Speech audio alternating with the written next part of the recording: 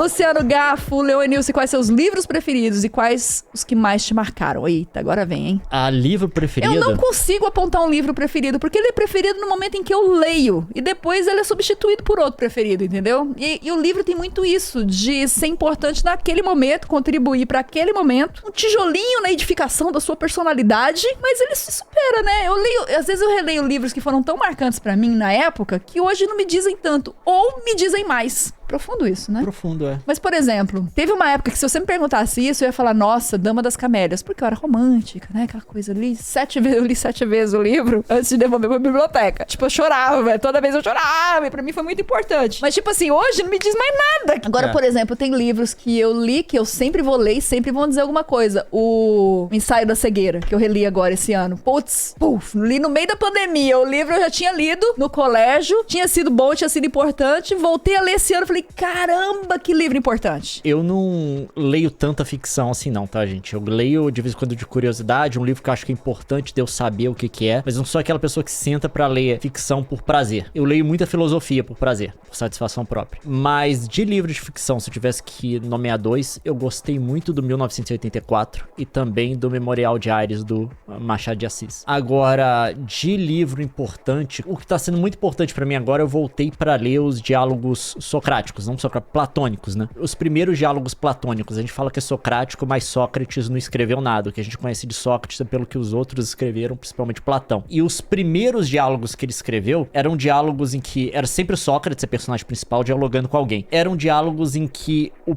Platão, pelo menos até onde se entende, ele tentava reproduzir mais a filosofia de Sócrates do que fala da própria filosofia dele, né? Porque ele desenvolveu ideias próprias, apesar de ser um discípulo de Sócrates. Depois ele continua usando Sócrates como personagem, mas começa a colocar várias ideias próprias dele, Platão. Então eu tô voltando pra esses diálogos iniciais agora, relendo, porque eu fiz uma disciplina sobre Platão na faculdade, né? Aliás, na especialização, eu tenho uma especialização em temas filosóficos. E aí eu tô voltando agora pra ler esses diálogos iniciais, em que ele falava mais do Sócrates, né? É lá que tá a Apologia, é lá que tá... que eu tô lendo agora, que é o Gorgias, que pra mim é um diálogo extremamente relevante pro momento que a gente tá vivendo, porque ele fala da diferença entre o diálogo e a retórica, entre você falar com uma pessoa, se engajar num debate, numa conversa, pra vencer o argumento, que seria a retórica. Aí você pode usar de qualquer tipo de subterfúgio possível, que você tá lá só pra tratar aquele debate como sendo um instrumental. Duelo, né? Você tá basicamente fazendo uma coisa pra jogar pra galera. A diferença disso e você participar de um diálogo, no sentido socrático, que é você entrar de mente aberta com as suas ideias, tentar entender da melhor forma possível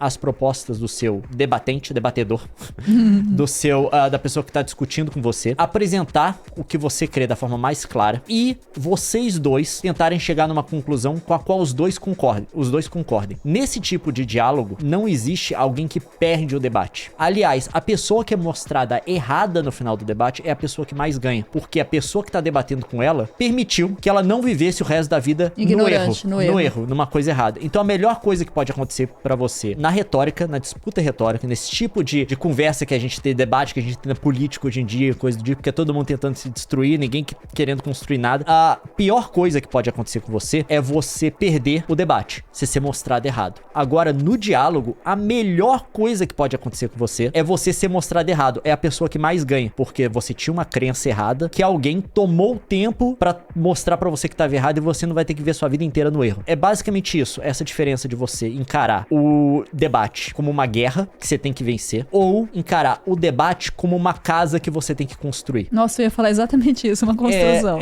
Uma construção. Então, eu tô lendo agora, é o que eu tava lendo antes de fazer isso aqui, e é extremamente relevante pros tempos em que a gente vive, porque os tempos, em vários sentidos, apesar de ser 2.500 anos atrás, os tempos em que Platão e Sócrates viveram são extremamente parecidos com o de agora, porque eles viveram numa democracia. Foi a época que Atenas tinha uma democracia. Então, todos esses problemas que a gente tem aqui, das pessoas, por exemplo, um problema que o Sócrates tinha, não governarem com a razão, com as coisas que devem ser feitas, porque são as óbvias, são lógicas de serem feitas, mas porque alguém que tem uma retórica melhor chegou lá no meio da assembleia, passou a lábia em todo mundo, usando todo o subterfúgio e conseguiu ter a vontade dele feita. São problemas muito relevantes pro que a gente tem hoje. É o jeito como a gente encara um debate hoje. Se alguém aí, alguma personalidade chama outra pro debate, a gente já imagina que é isso. eles vão confrontar as ideias e quem tiver um melhor argumento vai vencer e vai convencer o público. Enquanto que, pra Sócrates, ele fala isso claro, no diálogo, o público não interessa. Ele fala, a única pessoa que eu quero convencer É o meu debatedor. é a pessoa que tá debatendo comigo. Eu não tô jogando pra galera. E a única pessoa que ele quer convencer sou eu. É bem interessante isso, enfim. É o que eu tô lendo agora e de livro eu recomendaria todos esses diálogos, chamam de diálogos, né, early, mais... Os primeiros Precoces. diálogos, mais precoces do Platão escrevendo com Sócrates personagem. Ainda nesse tema, o Eduardo pergunta se a gente tem algum projeto de quadros sobre livros, como nós fizemos em 1984. Ele me viu falando sobre autores franceses e o Brasil não ler muito. Vocês poderiam incentivar.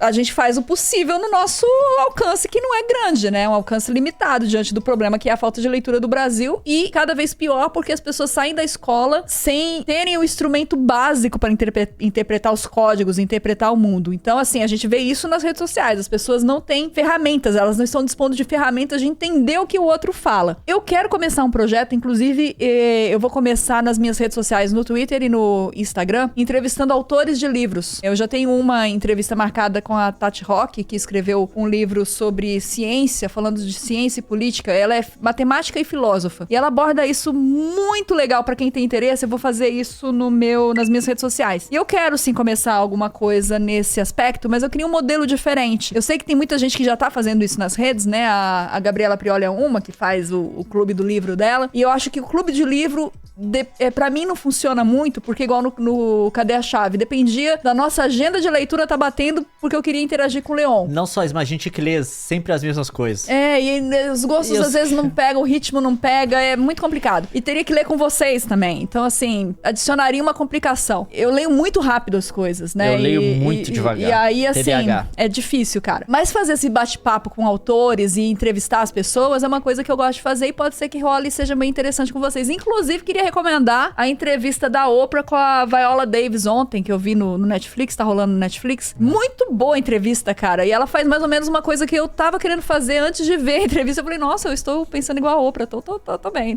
Ainda uma pergunta sobre livros do Matheus Oliveira. Gostaria de saber se vocês ainda utilizam o Kindle. Obrigada pela companhia e por fazerem minha noite mais feliz. De nada. Sim, utilizamos. Mas a gente recebeu também os livros da Martins Fontes. Da Martins Fontes. E a gente tá com alguns livros impressos aqui também. É o que eu tô colocando a leitura deles depois que eu acabar esses de Sócrates que eu tô lendo agora. Eu quero ler esse e eu quero reler o Banquete também. Eu comecei a ler, eu quase terminei recentemente, mas eu não tava na medicação ainda, então, tipo assim, eu pegava... É engraçado quando você lê com TDAH, que você pega você tem que reconstruir o sentido baseado numas partes que você conseguiu captar. Mas eu quero voltar e ler completo.